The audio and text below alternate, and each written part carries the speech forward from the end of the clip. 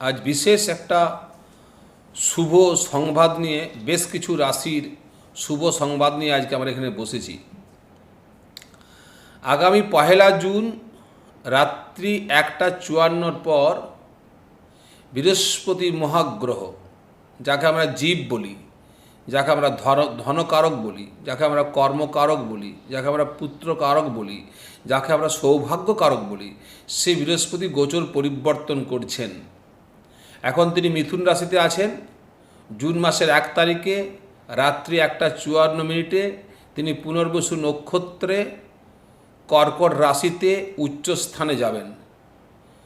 6টি রাশির golden time শুরু হবে। এই 6টি রাশির জাতক জাতিকাদের কাছে বিরাট শুভ খবর। প্রথম রাশি, ধন সৌভাগ্যের ব্যাপক শ্রীবৃদ্ধি ঘটবে।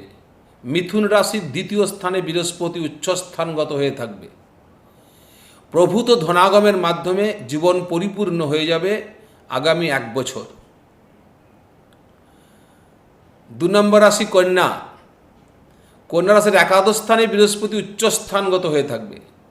গোচরে বৃহস্পতি উচ্চস্থানগত হলে এক্সপেকটেশন সম্পূর্ণ ফুলফিল হবে, ইচ্ছাপূর্তি বাস্তবায়িত হবে, মনস্কামনা পরিপূর্ণ হবে।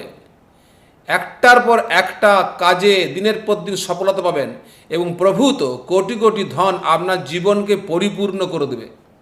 অর্থাৎ এই যে গোচর পরিবর্তন, আপনাদের মিথুন রাশি, কন্যা রাশি যারা, তারা ব্যাপক ফল পেতে চলেছেন।